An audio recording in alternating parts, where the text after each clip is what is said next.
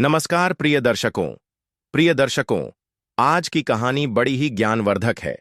एक गिर्द ने बताया कि क्या भाग्य का लिखा मिटाया जा सकता है। आइए इस कहानी के माध्यम से समझते हैं। प्रिय दर्शकों, एक जंगल में एक गिर्द और उनकी पत्नी रहते थे।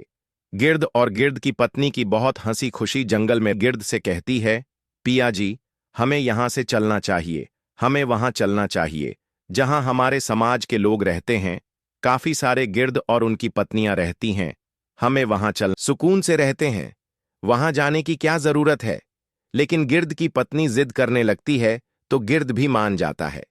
अपनी पत्नी के जिद करने पर वह दोनों उड़कर एक नगर में आ जाते। उस नगर का राजा पशु पक्षियों की भाषा को अच्छी तरह से समझता था। उस राजा ने कराव शास्त्र की पढ़ाई की थी। कराव शास्त्र का मतलब यही होता है कि पशु पक्षियों की भाषा को समझ पाना। वह राजा सभी प्रकार के पशु पक्षियों की आवाज को समझ पाता था। हर जीव जंतु की आवाज को वह बखूबी समझता था कि वह क्या कह रहा है। दोनों गिर्द और गिर्द की पत्नी उसी नगर में आ जाते हैं। एक दिन की बात है, गिर्द एक राजा के बगीचे में चला जाता है जहां पर राजा भी आया हुआ था। गिर्द और उनकी पत्नी राजा के बगीचे में आकर बैठ जाते हैं। गिर्द की पत्नी कहती है कि हे पियाजी, क्या इस नगर में आना हमारे भाग्य में लिखा था? क्या हम भाग्य का लिखा मिटा सकते हैं? तभी उन दोनों की बातों को राजा सुन लेता है, क्योंकि उसने कराव शास्त्र की पढ़ाई की थी और वह सभी प्रकार के पशु पक्षियों की भाषा को जानता था। तो वह राजा भी गिर्द से कहने लगा कि हे गिर्द, तुम क्या चर्चा कर रहे थे? क्या इसके बारे में तुम मुझे बता सकते हो? तब गिर्द कहता है कि हे राजन, मेरी पत्नी मुझसे पूछ रही है कि क्या कोई भाग्य का लिखा मिटा सकता है, इसी के बारे में चर्चा चल रही है। तो राजा कहता है कि हमें भी बताइए कि क्या सच में भाग्य का लिखा मिटाया जा सकता है या नहीं। गिर्द कहता है कि हे राजन, यह सब मैं तुम्हें एक कहानी के माध्यम से बताऊंगा। इस कहानी को ध्यान से और गौर सुना। इस कहानी से तुम्हें पता चल जाएगा कि क्या भाग्य का लिखा हुआ मिटाया जा सकता है या नहीं।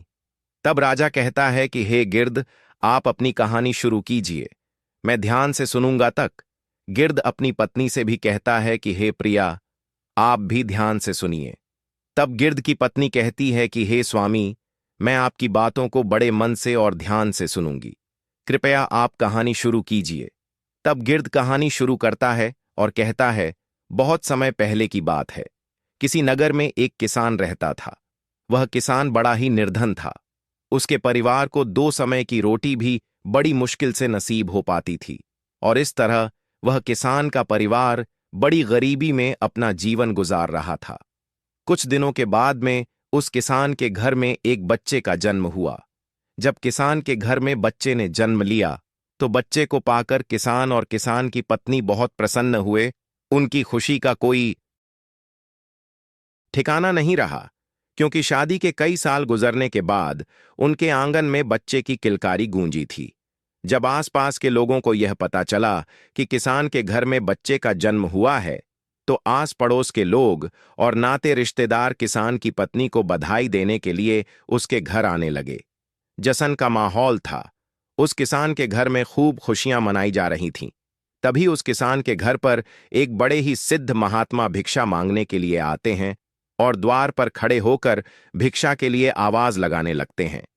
किसान के घर में आज बड़ा ही खुशी का दिन था।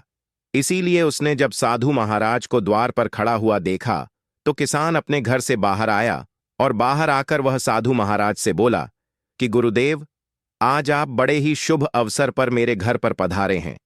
कृपया आप घर के अंदर चलिए, कुछ जलपान ग्रहण कीजिए और मेरे पुत्र को आशीर्वाद दीजिए। बहुत दिनों के बाद मेरे घर में एक संतान ने जन्म लिया है। जब इस प्रकार से वह किसान उन साधु महाराज से बार बार विनती करता है तो महात्मा जी मना नहीं कर पाते हैं और किसान के घर के अंदर आ जाते हैं।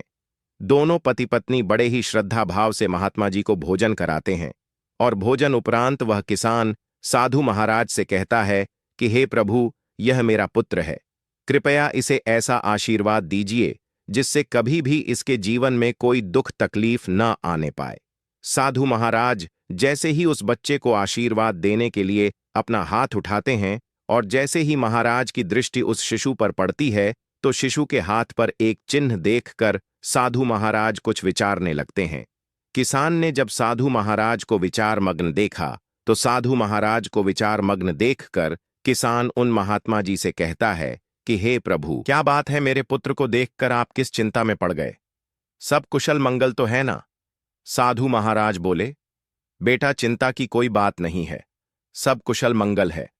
आपके घर में जिस बच्चे ने जन्म दिया है, यह तुम्हारा पुत्र तो बड़ा ही किस्मत वाला है। इसके हाथ पर जो चिन्ह बना हुआ है, यह इशारा करता है कि तुम्हारे पुत्र के भाग्य में राजयोग लिखा हुआ है और यह 15 बरस की अवस्था में ही इस नगर का राजा बन जाएगा। जब किसान ने कहा कि महाराज, यह कैसे संभव है? किसी गरीब का पुत्र भला राजा कैसे बन सकता है? तो इस पर महात्मा जी उस किसान को समझाते हुए बोले, बेटा, परमात्मा की इस दुनिया में हर काम संभव है। इसने अपने पिछले जन्म में कोई ऐसा कार्य किया है जिसके कारण इस जन्म में इस बालक को राजपट नसीब होगा। आगे समझाते हुए वह महात्मा जी बोले, बेटा, जैसे ही तुम्हारे पुत्र की अवस्था 15 बरस की होगी तो इस नगर का जो राजा है उसकी इकलौती पुत्री से तुम्हारे पुत्र का विवाह होगा और विवाह के बाद राजा की धन दौलत और गद्दी पर तुम्हारे पुत्र का अधिकार हो जाएगा। यह सब बातें मैं तुम्हें ऐसे ही नहीं बता रहा हूं, मैं इन सब बातों को इसकी किस्मत की लकीरों में देखकर बोल रहा हूं। प्रिय दर्शकों, साधु महाराज की इन बातों को जब किसान और उनकी पत्नी ने सुना तो इन बातों को सुनकर उन्हें बड़ी खुशी होती है कि हमारे घर में किसी साधारण संतान ने नहीं बल्कि एक राजा ने जन्म लिया है। जब इस बात की खबर नगरवासियों को चलती है कि किसान का बेटा एक दिन इस नगर का राजा बनेगा, तो दूर दूर से लोग उस किसान के पुत्र के दर्शन के लिए उसके घर आने लगते हैं। प्रिय दर्शकों, इधर तो किसान के घर पर दूर दूर से लोग आ रहे थे, उधर जो उस नगर का राजा था जिसकी पुत्री के साथ में साधु ने विवाह की भविष्यवाणी की थी, वही राजा शिकार खेलने के लिए जंगल को जाता है और जंगल में जाकर अपना शिकार तलाश करने लगता है। तभी राजा की दृष्टि एक हिरण पर पड़ती है। हिरण देखकर राजा अपना घोड़ा उस हिरण के पीछे दौड़ा देता है और उस हिरण का पीछा करते हुए राजा बहुत दूर निकल जाता है। उसके साथ में जो सैनिक थे वह भी पीछे छूट जाते हैं। राजा काफी देर तक उस हिरण का पीछा करता है, लेकिन वह उस हिरण का शिकार नहीं कर पाता है, क्योंकि घने जंगल होने के कारण हिरण राजा की नजरों से ओझल हो जाता है। राजा को अपने शिकार का पीछा करते करते बहुत देर हो चुकी थी। इस कारण प्यास के मारे राजा का गला सूखने लगता है। पानी की तलाश में राजा ने चारों तरफ को अपनी नजर दौड़ाई, लेकिन आसपास उसे ऐसा कोई पानी का स्रोत नजर नहीं आया जहां जाकर वह अपनी प्यास बुझा सके। पानी की तलाश में राजा जब कुछ और आगे बढ़ता है तो उसे एक गांव नजर आता है। प्रिय दर्शकों, यह वही गांव था जिस गांव में उस किसान के घर में एक बच्चे ने जन्म लिया था। जब राजा उस गांव के और नजदीक पहुंचा तो उसे गांव के बाहर एक कुटिया नजर आई, जहां एक साधु महाराज कुटिया के बाहर ध्यान मग्न बैठे हुए थे। राजा महात्मा जी के पास में पहुंचा, महात्मा जी को प्रणाम किया और प्रणाम करके राजा बोला कि प्रभु, मुझे बहुत जोरों की प्यास लगी है, यदि कुछ जल मिल जाए तो आपकी बड़ी मेहरबानी होगी। साधु बोले, राजन, आप थोड़ा इंतजार करिए, मैं अभी आपके लिए पानी लेकर आता हूं। और इतना कहकर महात्मा जी कुटिया के अंदर चले गए। जब महात्मा जी टी से बाहर आए तो उनके हाथ में एक जल से भरा हुआ लौटा था। साधु महाराज ने जल से भरा हुआ लौटा राजा को पकड़ाया। राजा ने पानी पीकर अपनी प्यास बुझाई। प्रिय दर्शकों, पानी पीकर राजा जैसे ही चलने को हुआ तो उसकी दृष्टि उन लोगों पर पड़ गई जो इकट्ठी होकर किसान के घर उसके पुत्र का दर्शन करने के लिए जा रहे थे। जब राजा ने बहुत से लोगों को जाते हुए देखा तो यह देखकर उसने उन महात्मा जी से पूछा कि प्रभु, ये इतने सारे लोग इकट्ठे होकर कहाँ जा रहे हैं? राजा के पूछने पर साधु ने बताया कि राजन, यह सब लोग इकट्ठे होकर उस किसान के घर को जा रहे हैं जहां कुछ समय पहले एक बच्चे ने जन्म लिया है। जब राजा ने पूछा कि महात्मा जी, उस बच्चे में ऐसी क्या खूबी है जो सभी लोग उस बच्चे के दर्शन को आ रहे हैं, तो इस पर वह महात्मा जी बोले, राजन, उस बच्चे के हाथ पर एक ऐसा नीला निशान बना हुआ है जिसका संकेत है कि वो इस राज्य का राजा बनेगा। राजा बोला, महात्मा जी, यह सब झूठी बातें हैं, ऐसा कभी नहीं हो सकता, क्योंकि इस राज्य का राजा तो मैं हूं। भला मैं उस गरीब किसान के पुत्र को अपने राज्य का राजा क्यों बनाऊंगा? साधु बोला, राजन, कोई इंसान ना तो किसी को राजा बना सकता है और ना ही गरीब बना सकता है। बनाने वाला और बिगाड़ने वाला तो कोई और ही होता है। और रही बात उस किसान के पुत्र की राजा बनने की, तो मैं आपकी जानकारी के लिए बता दूं कि आज से 15 वर्ष के बाद उस किसान के पुत्र का विवाह आपकी इकलौती बेटी के साथ में होगा और विवाह के बाद वह इस नगर का राजा बन जाएगा। राजा ने कहा, महात्मा जी, कौन सी बेटी? किसकी बेटी? मेरे तो कोई औलाद ही नहीं है, फिर आपकी भविष्यवाणी कैसे सच साबित हो सकती है? साधु महाराज बोले, राजन, आज से 1 वर्ष के बाद में आपकी रानी की कोख से एक कन्या जन्म लेगी। उसी कन्या के साथ में इस गरीब किसान के पुत्र का विवाह होगा और विवाह के उपरांत वह इस नगर का राजा बन जाएगा।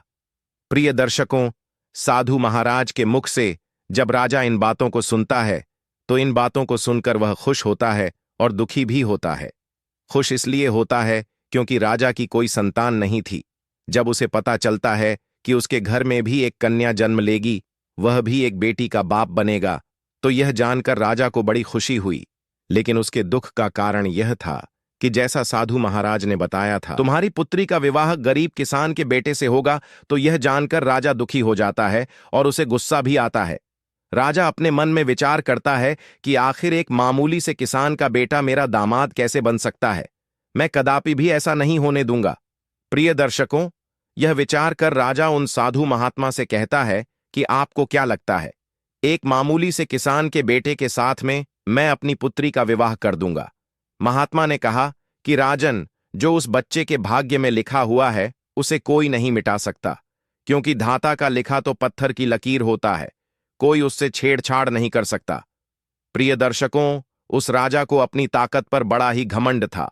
उसने कहा कि महात्मा जी, चाहे कुछ भी हो जाए, मैं अपनी बेटी का विवाह उस 2 कौड़ी के किसान के बेटे से हरगिज नहीं होने दूंगा। और रही बात विधाता के लिखे की, तो मुझ में इतनी सामर्थ्य है कि मैं उस विधाता के लिखे को भी मिटा के रख दूंगा। महात्मा जी ने मुस्कुराते हुए कहा कि राजन, मैं भी यही हूं और आप भी यही हो। पहले वो समय आने दो, फिर देखते हैं कि क्या होता है, कौन किस पर भारी पड़ता है।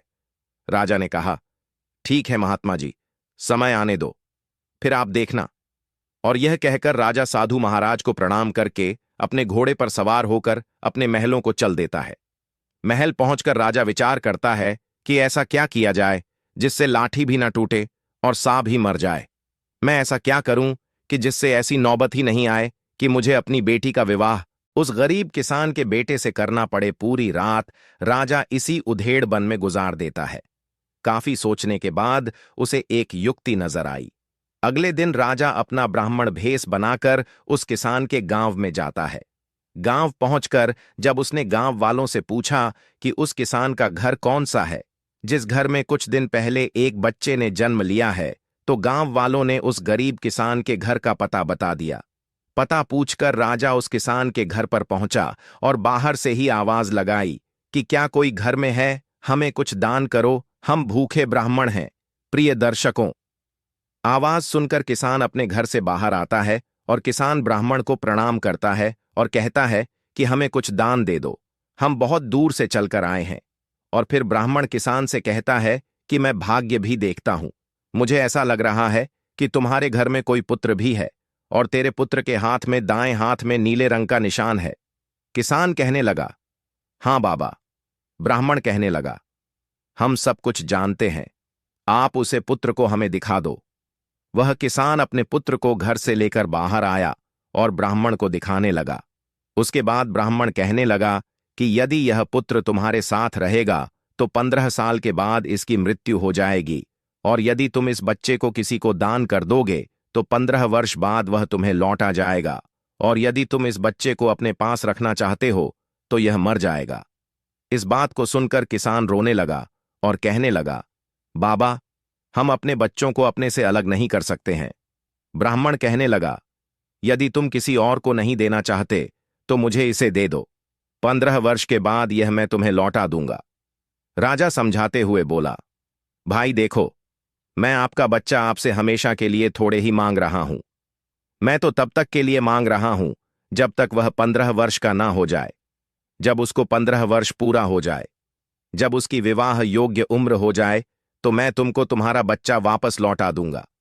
फिर आप अपने पुत्र के साथ में सुखपूर्वक रहना। प्रिय दर्शकों, सीधा साधा किसान जब भेष बदले हुए राजा की इन बातों को सुनता है, तो उसे राजा की बातों में सच्चाई नजर आती है और वह किसान बच्चा देने के लिए हां कर देता है। उस बेचारे नहीं पता था कि यह ब्राह्मण के भेष में इस नगर का राजा है और उसकी इन बातों के पीछे कुछ और ही मंशा छुपी हुई है। किसान अपनी पत्नी के पास में जाता है और अपनी पत्नी से कहता है कि प्रिय, हमारे दरवाजे पर एक बड़े ही दयालु ब्राह्मण आए हुए हैं और वह बच्चा हमारे पास रहेगा तो 15 वर्ष के बाद उसकी मृत्यु हो जाएगी। इसीलिए वह हमारे बच्चे का लालन पालन करना चाहते हैं। अपनी पति की इन बातों को सुनकर पहले तो उस किसान की पत्नी मना करती है, लेकिन किसान जब अपनी पत्नी को बताता है कि वह हमारा बच्चा हमेशा के लिए नहीं बल्कि कुछ सालों के लिए अपने घर रखना चाहते हैं, तो यह सुनकर किसान की पत्नी भी अपने बच्चे को ब्राह्मण को देने के लिए तैयार हो जाती है। दोनों पत्नी अपने कलेजे के टुकड़े को लेकर घर के बाहर आते हैं और ब्राह्मण बने हुए राजा को अपना बच्चा देते हुए कहते हैं कि हे ब्राह्मण देव, हम अपना बच्चा तो आपको दे देंगे, लेकिन हमारी एक शर्त है। जब ब्राह्मण बने, राजा ने पूछा, क्या शर्त है? तो किसान की पत्नी बोली कि जब मेरा बेटा 15 बरस का हो जाए तो तुम्हें हमारा बच्चा वापस करना होगा। यदि आपको हमारी यह शर्तें मंजूर हो तो ही हम तुम्हें अपना बच्चा दे सकते हैं। राजा ने कहा, मुझे तुम्हारी सभी शर्त मंजूर है, अब आप मुझे अपना बच्चा दे दीजिए। जब आपका बच्चा 15 वर्ष का हो जाएगा और उसकी विवाह योग्य उम्र हो जाएगी तो मैं तुम्हारा बेटा वापस कर जाऊंगा। अब आप विलंब न करिए और अपना बच्चा मेरे हवाले कर दीजिए। मैं इस बच्चे का आपसे भी ज्यादा अच्छा ख्याल रखूंगा। प्रिय दर्शकों, इस प्रकार वह किसान दंपति अपने बच्चे के हित के खातिर अपने नवजात शिशु को ब्राह्मण बने हुए राजा के हवाले कर देते हैं और राजा खुशी खुशी उस बच्चे को लेकर आगे को चल देता है। राजा आज बहुत प्रसन्न था क्योंकि आज वह अपनी योजना में सफल हो रहा था। राजा बच्चे को लेकर के एक नदी किनारे पहुंचा। नदी किनारे पहुंचकर राजा ने सोचा कि मैं इस बच्चे का गला दबाकर इसका काम तमाम कर देता हूं और मारने के बाद मैं इस बच्चे की लाश को नदी के जल में प्रभावित कर दूंगा। लेकिन बच्चे का जब उसने मासूम चेहरा देखा तो उस बच्ची का चेहरा देखकर राजा का विचार बदल गया था। तेरा क्या बगाड़ा है जो तू इसे मारना चाहता है? क्यों इस मासूम बालक की हत्या का पाप अपने सिर लेना चाहता है? इस पाप के लिए तो तुझे नरक में भी जगह नहीं मिलेंगी। प्रिय दर्शकों, राजा जब अपनी अंतरात्मा की इस आवाज को सुनता है तो उसके हाथ कांपने लगते हैं। वह बच्चे की हत्या नहीं कर पाता है। फिर सोचता है कि ऐसा क्या करूं जिससे मेरे हाथों इस बच्चे की हत्या भी ना हो और भाग्य का लिखा भी मिट जाए। काफी सोच विचार कर राजा इस निर्णय पर पहुंचा कि मैं इस बच्चे को एक लकड़ी के बक्से में बंद करके जिंदा ही जल में बहा देता हूं, जिससे मैं बाल हत्या के पाप से भी बच जाऊंगा और इसके साथ में मेरी बेटी की शादी भी नहीं होगी। प्रिय दर्शकों, यही विचार कर राजा एक ऐसा संदूक तैयार करता है जिसमें बच्चे को सांस भी मिलती रहे और वह पानी में भी ना डूबे। संदूक तैयार होने के बाद राजा उस किसान के बेटे को लकड़ी के संदूक में रखता है और उस संदूक को नदी के बहते हुए जल में प्रवाहित कर देता है। यह सब करने के बाद राजा अपने महलों को चल देता है। आज राजा बहुत ही प्रसन्न था कि आज मैंने विधाता के लिखे को मिटा दिया, क्योंकि राजा सोच रहा था कि जिस संदूकों को मैं बहाकर आया हूं वह संदूक जब गहरी नदी में जाएगा और नदी में कोई बवंडर पड़ेगा तो नदी के बवंडर में फंसकर संदूक डूब जाएगा और उस बच्चे की मृत्यु हो जाएगी। जब बच्चा ही नहीं रहेगा फिर कैसे इसके साथ में मेरी बेटी का विवाह होगा? यही सोचकर राजा बड़ी निश्चिंत के साथ में अपने नगर को लौट गया। लेकिन प्रिय दर्शकों, उधर तो वह राजा उस किसान के बच्चे को नदी में बहाकर वहां से चला गया। इधर क्या हुआ कि वह संदूक बहता हुआ किसी अन्य नगर के किनारे पर जा पहुंचा। उस नगर का एक धनवान सेठ रोज सुबह सवेरे ही नदी में स्नान करने के लिए आता था। उस दिन जब वह सेठ नदी पर स्नान करने आया तो उसे नदी के जल में बहता हुआ संदूक नजर आया। सेठ ने जल में बहते हुए संदूक को देखा तो बहते हुए उस संदूक के पास में पहुंच गया और उस संदूक को खोलकर देखने लगा। प्रिय दर्शकों, जैसे ही सेठ ने संदूक खोलकर देखा तो उसने देखा कि संदूक में एक नवजात शिशु बड़े आराम से लेटा हुआ है और अपने पैर का अंगूठा चूस रहा है। यह देखकर तो सेठ के आश्चर्य की सीमा न रही। सेठ ने तुरंत बच्चे को उठाया और उसे सीने से लगा लिया। सेठ ने सोचा, मैं रोज गंगा स्नान के लिए आता हूं, मां गंगा की सेवा करता हूं, इसीलिए मां गंगा ने प्रसन्न होकर मुझे यह बच्चा भेंट किया है। मां गंगा बड़ी दयालु है, जो मेरी गोदी में उसने इतने प्यारे बच्चे को डाल दिया। सेठ ने मां गंगा को प्रणाम किया और उस बच्चे को लेकर अपने घर अपनी पत्नी के पास में पहुंच गया। जब सेठ की पत्नी ने उस बच्चे के बारे में पूछा कि यह किसका बच्चा है, तो सेठ ने सारा घटनाक्रम अपनी पत्नी को बता दिया और बोला, प्रिय मां, गंगा ने हमारी पुकार सुन ली, उसने हम निसंतान के घर में यह बच्चा भेजा है। सेठ की पत्नी ने हाथ जोड़कर मन ही मन मां गंगा को धन्यवाद दिया और मां गंगा का धन्यवाद देकर शेठानी ने वह बच्चा सेठ के हाथों से अपने हाथों में ले लिया और उस बच्चे को लेकर दुलार करने लगी। सेठ और शेठानी ने खूब लाड़ प्यार से उस बच्चे का पालन पोषण किया, खूब पढ़ाया लिखाया और इस योग्य बना दिया कि वह अपने पैरों पर खड़ा हो सके।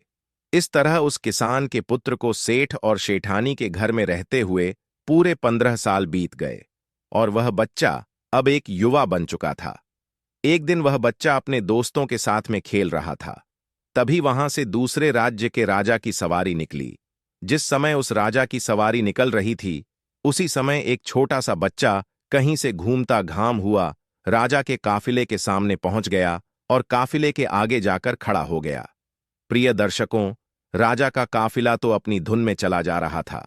उस छोटी से बच्चे पर किसी का ध्यान नहीं गया। उधर अपने दोस्तों के साथ में खेलते हुए सेठ के लड़के की न नजर उस बच्चे पर पड़ गई, तो वह बच्चे को देखकर चिल्लाते हुए राजा के काफिले की तरफ को भागा और बड़ी ही फुर्ती से उसने उस मासूम को बचा लिया। जिस राजा का वह काफिला जा रहा था, वह वही राजा था जिसने कई साल पहले उसे नदी में बहा दिया था, और वह लड़का जिसने मासूम बच्चे की जान बचाई, वह वही लड़का था जिसे राजा भेष बदलकर किसान के घर से ले आया था और बाद में नदी में बहा दिया था।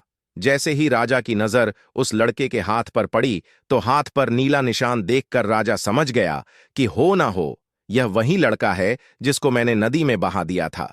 लेकिन यह जीवित कैसे बच गया?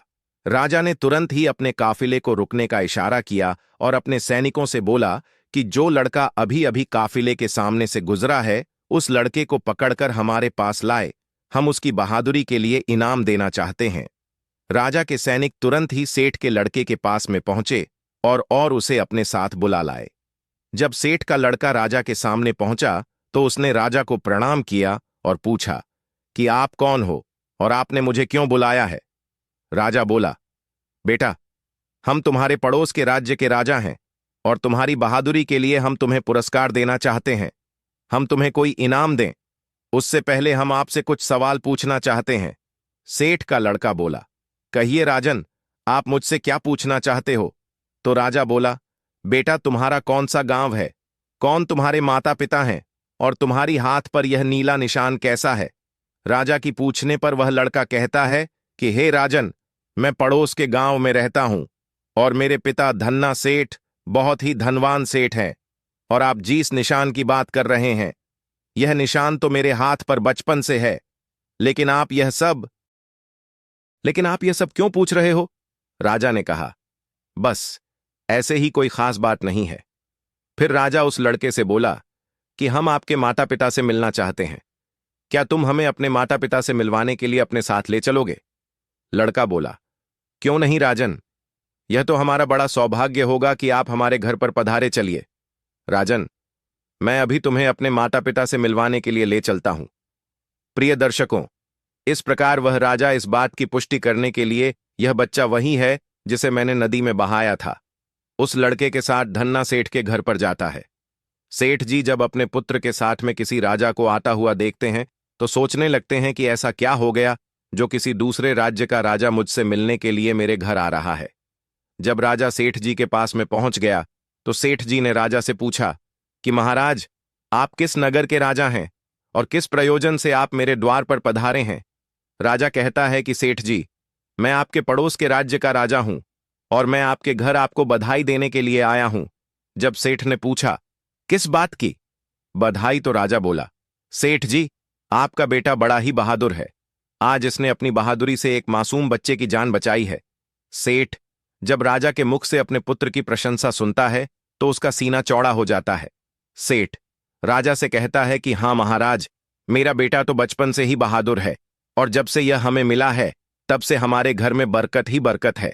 राजा ने कहा कि आपको मिला है, मैं समझा नहीं, आपके कहने का क्या मतलब है? तो सेठ कहने लगा कि महाराज, अब आपसे क्या छुपाना, यह मेरा असली बेटा नहीं है। यह तो मुझे नदी किनारे एक संदूक में पड़ा हुआ मिला था।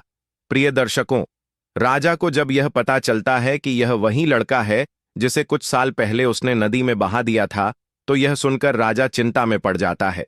कुछ देर सोचने के बाद राजा उस सेठ से कहता है, सेठ जी, मैं आपके पुत्र की बहादुरी का कायल हूं और मुझे अपनी बेटी की सुरक्षा के लिए ऐसे ही बहादुर लड़कों की आवश्यकता है। यदि आप आज्ञा दें तो मैं आपके लड़के को अपनी यहां नौकरी पर रखना चाहता हूं। सेठ ने कहा, राजन, यह तो बड़ी ही अच्छी बात है कि मेरा बेटा आप जैसे राजा की यहां नौकरी करेगा। मैं इसके लिए सहमत हूं। प्रिय दर्शकों, सेठ की सहमति मिलने के बाद वह राजा एक चिट्ठी लिखता है। चिट्ठी लिखने के बाद वह राजा उस चिट्ठी को एक लिफाफे में बंद करता है, उस पर अपनी मोहर लगाता है और अपने हस्ताक्षर करता है। यह सब करने के बाद राजा सेठ की लड़के से कहता है कि बेटे, मैं तो अभी किसी काम से दूसरे राज्य को जा रहा हूं, तो तुम इस चिट्ठी को लेकर मेरे राज्य चले जाओ और इस चिट्ठी को महारानी को पकड़ा देना। चिट्ठी पढ़ते ही महारानी तुम्हें नौकरी दे देगी। इधर तो राजा अपने कांपले को अपने साथ में लेकर आगे बढ़ जाता है, उधर कुछ सेठ का लड़का राजा के नगर को चल देता है। चलते चलते सेठ का लड़का एक घने जंगल में पहुंचा। जंगल में पहुंचकर वह लड़का मार्ग भटक गया और मार्ग भटक कर वह दूसरी दिशा में बढ़ गया। प्रिय दर्शकों, जिस मार्ग पर वह आगे बढ़ रहा था वह रास्ता डाकुओं के अड्डे पर जाता था और इस प्रकार वह चलते चलते डाकुओं के अड्डे पर पहुंच गया। वहां पहुंचकर उसकी नजर एक झोपड़ी के ऊपर पड़ी। झोपड़ी को देखकर सेठ के लड़के ने अपने मन में विचार किया कि क्यों ना आज की रात इस झोपड़ी में ही ठहर कर बिताई जाए। प्रिय दर्शकों, यह विचार कर सेठ की कदम बढ़ा दिए। जैसे वो लड़का उस झोपड़ी के अंदर पहुंचा और जैसे ही उसने झोपड़ी के अंदर को झांका तो अंदर का नजारा देखकर वह हैरान रह गया, क्योंकि जो झोपड़ी बाहर से टूटी फूटी नजर आ रही थी, उस झोपड़ी के अंदर नीचे जाने के लिए सीढ़ियां बनी हुई थीं और उन सीढ़ियों का दूसरा सिरा एक आलीशान महल तक जाता था। प्रिय दर्शकों, जैसे ही लड़का सीढ़ियां उतरकर नीचे महल में पहुंचा तो उसने देखा कि एक बूढ़ी महिला खाना बना रही है। जब उस बुढ़िया की नजर उस लड़के पर पड़ी तो को देखकर वह बुढ़िया बोली, बेटा तुम कौन हो, कहां से आए हो और बिना इजाजत तुम अंदर कैसे प्रवेश कर गए? सेठ के लड़के ने सारा घटनाक्रम उस बुढ़िया को बताया और कहा कि मैया, मैं रास्ता भटक कर आपके पास आ गया हूं। यदि आप मुझे एक रात ठहरने की इजाजत दे दें तो आपकी बड़ी मेहरबानी होगी और मैं वचन देता हूं कि प्रात होते ही मैं यहां से चला जाऊंगा। सेठ के लड़के की इन बातों को सुनकर वह बुढ़िया बोली, बेटा, तुम्हारे यहां रुकने में मुझे तो कोई आपत्ति नहीं है, लेकिन तुम नहीं जानते हो जिस जगह पर तुम अभी खड़े हो ये जगह डाकुओं का अड्डा है। यदि उन्हें पता चल गया कि कोई अनजान व्यक्ति हमारे अड्डे पर आया है तो वह तुम्हें जिंदा नहीं छोड़ेंगे। सेठ का लड़का बोला, मैया, रात बहुत हो गई है और आगे जंगल का रास्ता है। इतनी रात में मैं कहां जाऊंगा, कहां रहूंगा? मुझे तो रास्ते का भी ज्ञान नहीं है। मैं रास्ता भटक चुका हूं। अगर बाहर गया तो जंगली जानवर मुझे मारकर अपने मुंह का निवाला बना लेंगे। अब ऐसी स्थिति में मैया, आप ही मुझे कोई रास्ता दिखाइए जिससे मेरे प्राण बच जाएं। प्रिय दर्शकों, सेठ के लड़के की इन बातों को सुनकर उस बुढ़िया को उस लड़के पर दया आ गई। उसने रात गुजारने की इजाजत दे दी। कुछ समय के बाद डाकू अपने अड्डे पर वापस आते हैं। जैसे ही उनकी नजर घर के कोने में सोए हुए सेठ के उस लड़के पर पड़ती है तो वे उस बुढ़िया से पूछते हैं कि अम्मा जी, यह लड़का कौन है और यह हमारे अड्डे पर क्या कर रहा है? डाकुओं के पूछने पर वह बुढ़िया कहती है, बेटा, यह बहुत ही नेक दिल बच्चा है और यह नौकरी की तलाश में राजा का पैगाम लेकर राजमहल को जा रहा है। इससे तुम्हें कैसा भी खतरा नहीं है। बेचारा मार्ग भटक गया है और यहां आ पहुंचा। डाकू बोले, मैया, तू भी कितनी भोली है, किसी को भी पनाह दे देती है। किसी ने यदि हमारे बारे में दुष्ट राजा को बता दिया तो राजा हमारा जीना दुष्भर कर देगा। तभी दूसरा डाकू बोला, रुको, मैं अभी इस लड़के की तलाशी लेता हूं। यह राजा का गुप्तचर तो नहीं है। और ऐसा कहकर वह सोते हुए सेठ के लड़के की तलाशी लेने लगता है। जब डाकू सेठ के लड़के की तलाशी लेता है तो उसे सेठ के लड़के की जेब से राजा का लिखा हुआ पैगाम मिलता है, जिस पर राज्य की मोहर और राजा के हस्ताक्षर किए हुए थे। बड़ी सावधानी के साथ वह डाकू उस चिट्ठी को खोलता है और चिट्ठी में रखी हुई चिट्ठी को बाहर निकालकर पढ़ने लगता है। चिट्ठी पढ़कर डाकू कहता है, छी छी, हमारे राज्य का राजा कितना घटिया राजा है। जब बुढ़िया पूछती है कि बेटा, ऐसा इस चिट्ठी में क्या लिखा हुआ है जिसे पढ़कर तुम अपने ही नगर के राजा को घटिया राजा बोल रहे हो, तो बूढ़ी औरत के पूछने पर डाकू उस महिला से कहता है कि मैया, चिट्ठी में लिखा है कि रानी, जैसे ही यह लड़का तुम्हारे पास में पहुंचे और जैसे ही तुम इस चिट्ठी को पढ़ो तो चिट्ठी पढ़ने के साथ ही इस लड़के को मारकर कहीं दूर फेंक देना, और यह काम मेरे आने से पहले हो जाना चाहिए। मैं इसे क्यों मरवाना चाहता हूं और मैंने क्यों नहीं मारा, इन सवालों का जवाब मैं नगर आकर तुम्हें दे दूंगा। प्रिय दर्शकों, डाकू के मुख से चिट्ठी में लिखी हुई बातों को जब बुढ़िया ने सुनी तो बुढ़िया कहने लगी कि बड़ा ही दुष्ट राजा है, जिसके हाथों से चिट्ठी भिजवा रहा है उसी को मरवाने का आदेश भी दे रहा है। प्रिय दर्शकों, यह सुनकर उस बुढ़िया ने अपने मन में विचार किया कि मुझे इस मासूम को किसी भी तरह कोई भी उपाय करके बचाना चाहिए। उसने डाकुओं से कहा कि तुम इस चिट्ठी को बदल दो, इस चिट्ठी के स्थान पर एक दूसरी चिट्ठी तैयार करो और उसमें लिखो कि रानी, मैं जिस लड़की को तुम्हारे पास भेज रहा हूं यह बड़ा ही नेक लड़का है और मैंने यह लड़का अपनी पुत्री के विवाह के लिए चुना है। इसीलिए रानी, जैसे ही यह लड़का तुम्हारे पास में मेरा पैगाम लेकर पहुंचे तो तुम राजकुमारी का विवाह इस लड़के से कर देना, और ध्यान रखना, यह काम मेरे नगर वापसी से पहले हो जाना चाहिए। मुझे यह लड़का क्यों पसंद है, क्यों मैं अपनी बेटी का विवाह इस लड़के से करना चाहता हूं, इन सवालों के जवाब मैं तुम्हें नगर वापस आकर दूंगा। तुम्हारा प्रिय राजा। प्रिय दर्शकों, यह लिखकर डाकू ने उस चिट्ठी को चिट्ठी के अंदर में डाला और बड़ी सावधानी के साथ पुनः उस लड़के की जेब में रख दिया। इसके बाद डाकुओं ने खाना पना खाया और चोरी करने के लिए अपने अड्डे से बाहर निकल गए। उधर अगला दिन हुआ तो बूढ़ी माता ने सेठ के लड़के को उठाया और कहा, बेटा, सुबह हो गई है, अब तुम जहां जाना चाहते हो वहां जा सकते हो। सेठ के लड़के ने उठकर बूढ़ी माता को प्रणाम किया, राजमहल का मार्ग पूछा और बूढ़ी माता से विदा लेकर अपनी मंजिल की तरफ को आगे बढ़ गया। कुछ समय पश्चात सेठ का लड़का रानी के सामने राजा के महलों में था। सेठ के लड़के ने महारानी से कहा कि रानी साहिबा, महाराज ने आपके नाम यह पैगाम भेजा है, आप इस चिट्ठी को पढ़ लीजिए और मुझे मुझे क्या करना है। प्रिय दर्शकों, महारानी ने जैसे ही चिट्ठी पढ़ी तो चिट्ठी में लिखा हुआ था कि यह लड़का बड़ा ही नेक दिल है, बड़ा ही बुद्धिमान और ज्ञानी है, यह राजकुमारी से विवाह करने के योग्य है, इसीलिए मेरे आने से पहले ही तुम इसका विवाह राजकुमारी से करवा देना। जब रानी चिट्ठी पढ़ती है तो चिट्ठी में लिखी हुई बातों को पढ़कर रानी सोचने लगती है कि महाराज को इस लड़के में ऐसी क्या खूबी नजर आई जो जल्दी से जल्दी राजकुमारी के साथ में इसका विवाह करने का आदेश दिया है। महाराज इस प्रकार कैसे किसी अनजान के साथ में राजकुमारी का विवाह कर सकते हैं। लेकिन फिर उसने देखा कि चिट्ठी पर राजा के हस्ताक्षर थे और उनकी मोहर लगी हुई थी, और उस चिट्ठी में लिखा हुआ था कि मैं तुम्हारे सभी सवालों के जवाब नगर वापस आकर दूंगा। तो यह पढ़कर रानी तत्काल ही पंडित को बुलाकर राजकुमारी का विवाह उस लड़के के साथ में करवा देती है, और इस प्रकार वह लड़का राजा का दामाद बनकर राजकुमारी से विवाह करके सुखपूर्वक राजा के महलों में रहने लगता है।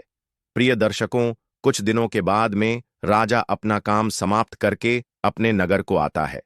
राजा बड़ा ही प्रसन्न था, क्योंकि उसे तो लग रहा था कि अब तक तो रानी ने उस लड़के को मरवा कर कहीं दूर फेंक दिया होगा।